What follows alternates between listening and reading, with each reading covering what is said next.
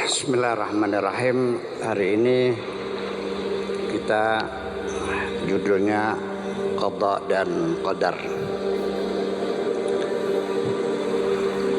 Ma asabaka min musibatin, apapun yang menimpa dirimu, fil ardi, baik yang terjadi di bumi, wala fi anfusikum, ataupun yang terjadi pada dirimu sendiri, illa fi kitabin, kecuali sudah ada catatannya, min qabli an nabra'aha, sebelum kehidupan ini kami gulirkan. Semuanya sudah ada catatannya. Jaffal qalamu, pena sudah habis tintanya. Rufiatil suhufu, buku-buku sudah ditutup semuanya, diangkat semuanya. Qudil amru, semua persoalan sudah diselesaikan semua. Kutibatil maqadir, semua takaran-takaran sudah diatur. Qul lan yusibana, katakanlah tidak akan menimpa diri kami illa ma kataballahu lana, kecuali sudah ditentukan oleh Allah Subhanahu wa taala. Ma asabaka, apapun yang menimpa dirimu, lam yakun liyukhtiaka, tidak ada tujuan untuk mempersalahkan kamu. Wa ma akhta'aka, dan apapun kesalahan yang kau lakukan, lam yakun liyusibaka, bukan sebagai musibah atas dirimu. Ini artinya informasi awal, dan masalah qada dan qadar sampai sekarang menjadi persoalan yang tak terselesaikan. Dalam polemik dialog para teologis, jadi sampai sekarang belum ada kesepakatan dan tetap seperti dulu antara Mu'tazilah, Qadariyah, Jabariyah, Murji'ah, Ahlussunnah wal Jamaah. Sampai sekarang tetap ada pendiriannya.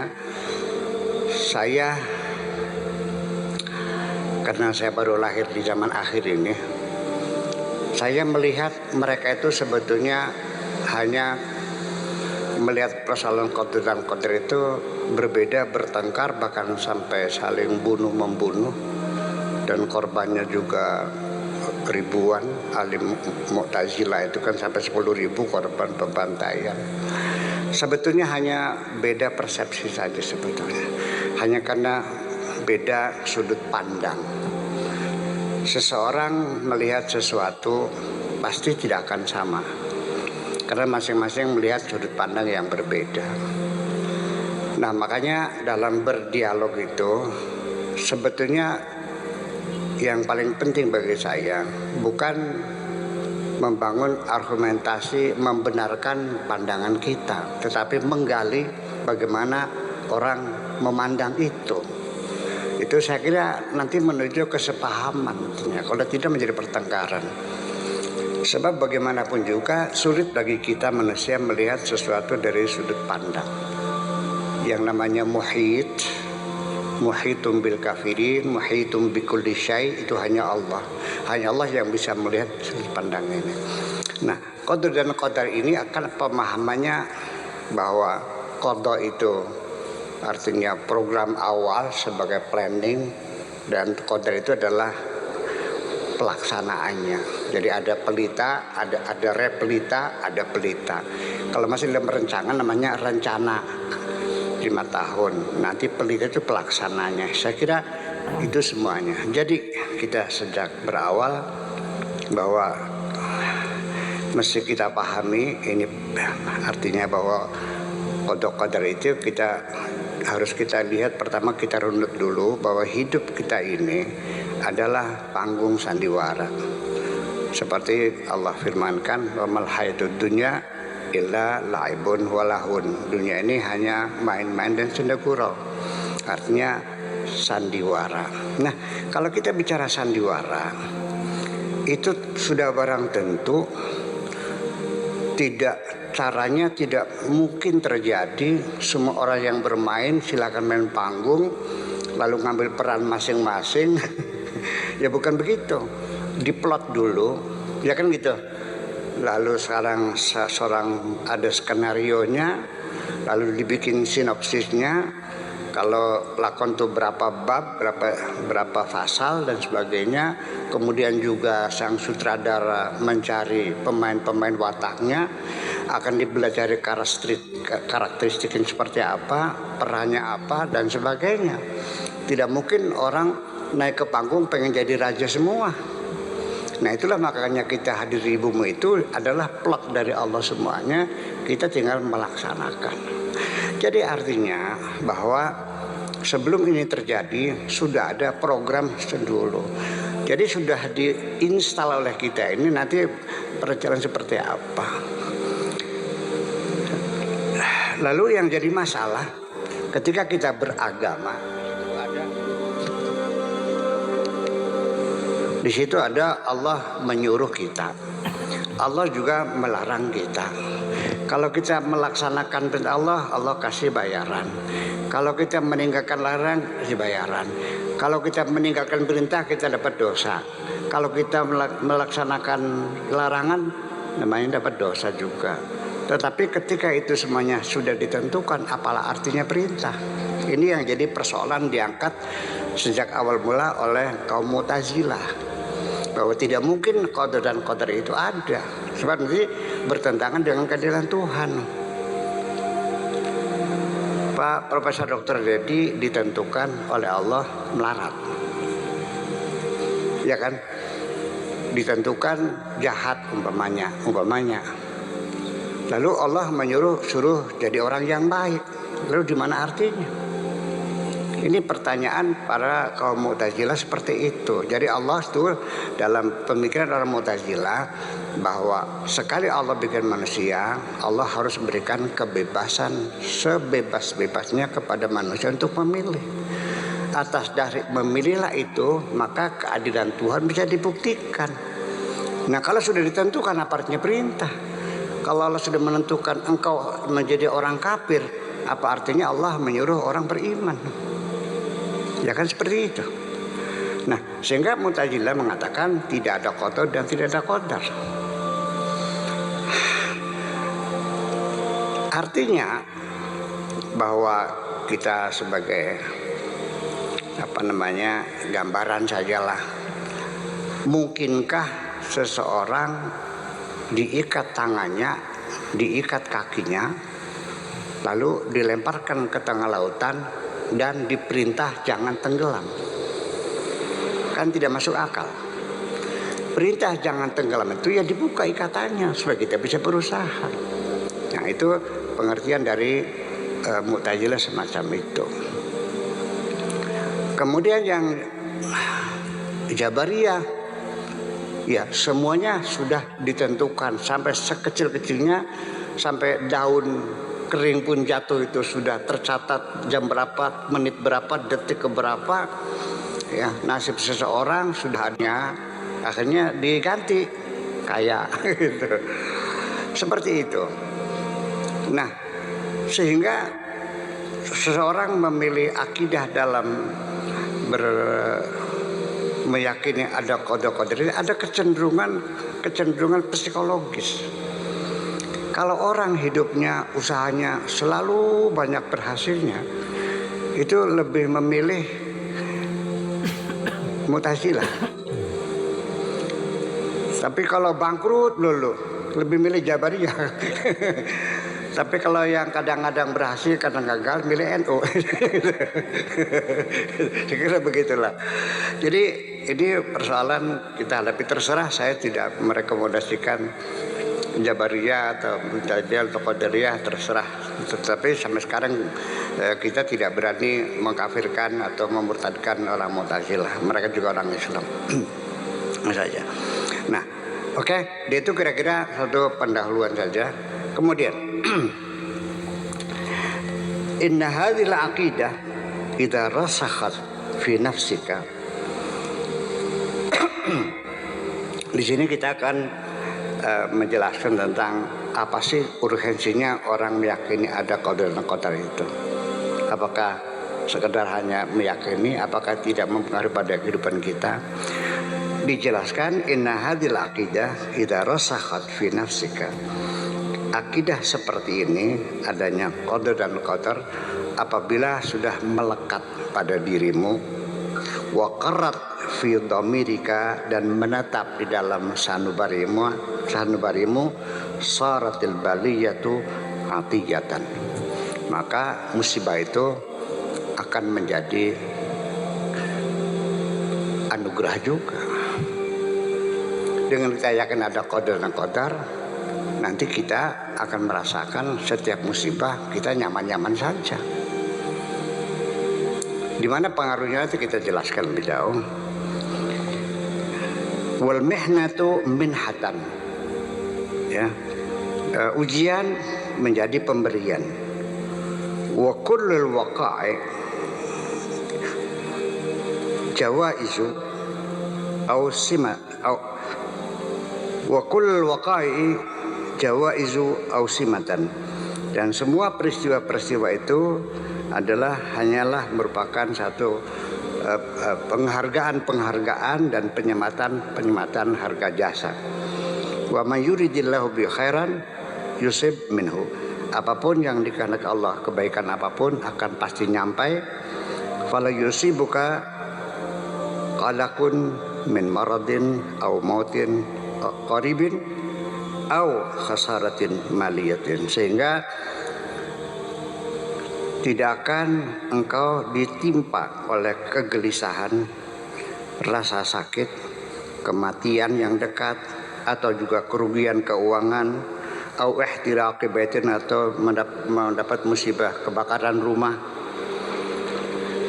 Fa innal bari qad qaddara, karena Allah Subhanahu wa taala telah menentukan, wal qada, dan putusan Allah qad halla, sudah terlaksana, wal ikhtiyaru hakadha, dan pilihanlah seperti itu,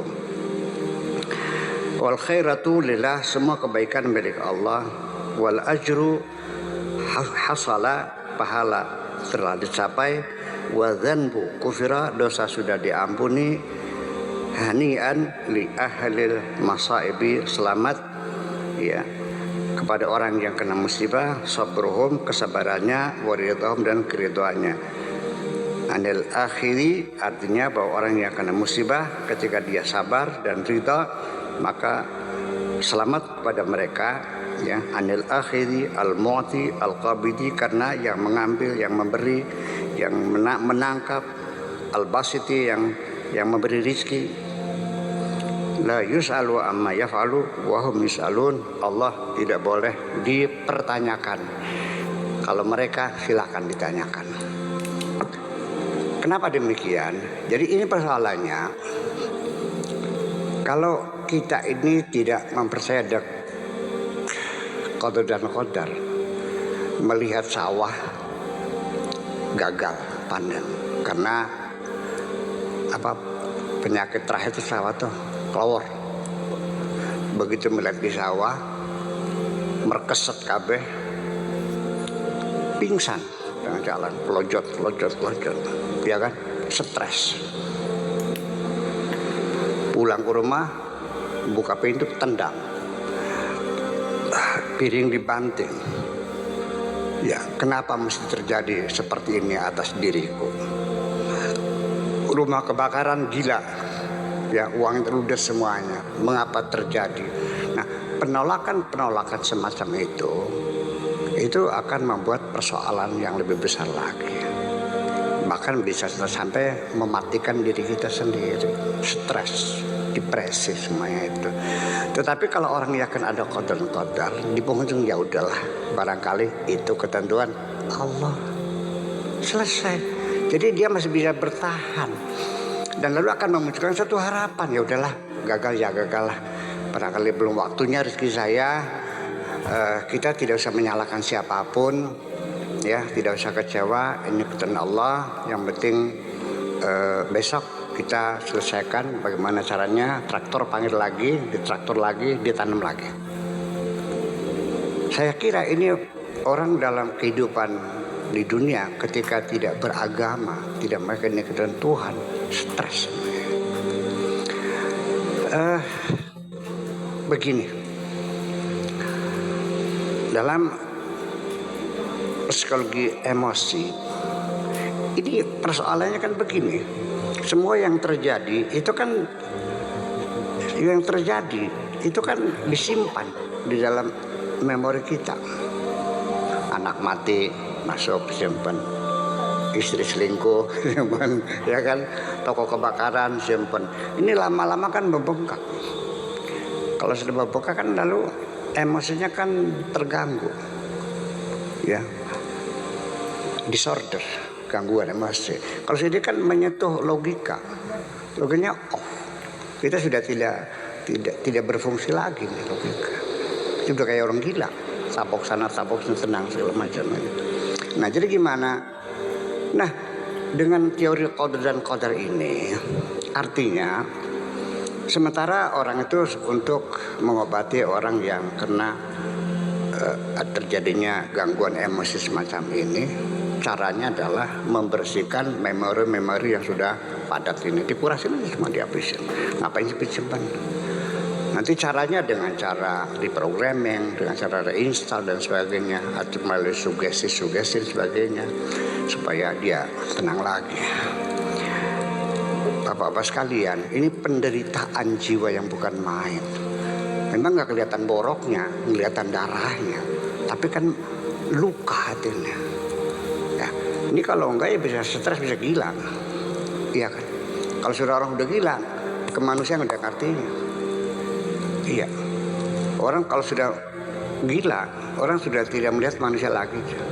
Yang pada telanjang di jalan tuh, pada berak di jalan tuh, sekalipun dulunya profesor dokter, udah habis semuanya itu, hilang semuanya. Jadi artinya bahwa, nah cara mengurusnya siapa? Ya silakan, ya datang saja ke psikolog, psikiater, minta bantuan. Pas saya stres, depresi, makan nggak bisa, badan lemah, sudah tinggal tinggal tulang sama kulit saja.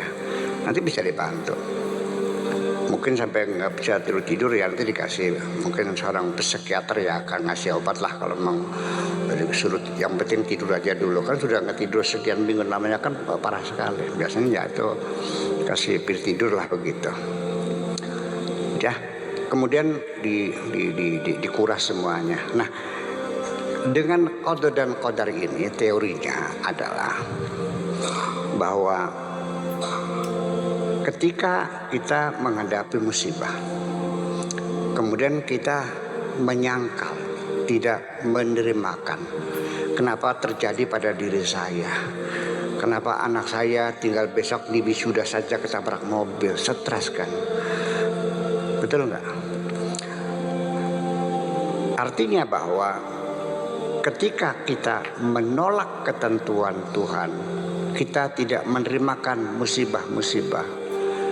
Nabi mengancam bahwa barang siapa yang berkeluh kesah kepada siapapun, menceritakan kesulitan dirinya, menceritakan penderitaannya orang lain, man basa faqad syaka. Barang siapa yang menyampaikan keluh kesahnya kepada orang lain, itu sama dengan komplain kepada Allah, tidak menerimakan ketentuan Allah. Dosa enggak? Dosa. Seorang hakim memutuskan hukuman 4 tahun penjara untuk yang menusuk Syekh Ali Jabir. 4 tahun. Tiba-tiba itu anak tidak menerimakan putusan itu, ambil senjata dilemparkan ke muka hakim, 20 tahun. Artinya akan ditambahkan hukumannya. Jadi artinya ketika kita menyampaikan keluh kesah itu jangan dikira mengurangi beban, malah semakin menambah beban pada kita. Ya untung temannya itu bersahabat terus. Kita kan berkeluh kesah kan menyampaikan rahasia-rahasia kita. Suatu ketika kita bermusuhan jadi senjata kok. Ya, terus saya mau nanya lagi, apakah mungkin orang itu bisa berbagi kesusahan dengan kita? Kalau berbagi kebahagiaan bisa ya, saya sulit sekali. Kalau saya banyak duit, Kang Ubed mau gak ikut saya? Kalau saya lagi melarat, ya enggak dong. Nah itu. Jadi artinya orang sendiri sebetulnya mah sekedar mendengarkan sebagai pendengar yang budiman saja. Oh kotor nggih, melasnya. Sekedar basa-basi. Dia tidak akan merasakan penderitaan seperti itu kok. Bohong berbagi itu. Ya, kalau kebagian bisa berbagi, ya kan? Yuk makan sate yuk, semua tahu. Yuk kita nangis bareng ya, sangat sulitnya kan begitu. Nah, itu. Jadi akhirnya bahwa dengan qadar ini sesungguhnya meredam kita untuk tidak memberikan perlawanan terhadap ketentuan-ketentuan Tuhan. Kesimpulannya, ketika musibah itu datang kepada kita dan kita menerima sebagai ketentuan Tuhan, ya udahlah, barangkali nasib saya, ya Allah mudah-mudahan saya diberi kesabaran, Rabbana afriq alaina sabra. Begitu kita terima sebagai ketentuan Tuhan, itu malah lepas, tidak tersimpan di dalam memori. Tetapi begitu kita menolaknya, malah dia mau masuk dan akan lebih dalam masuknya itu.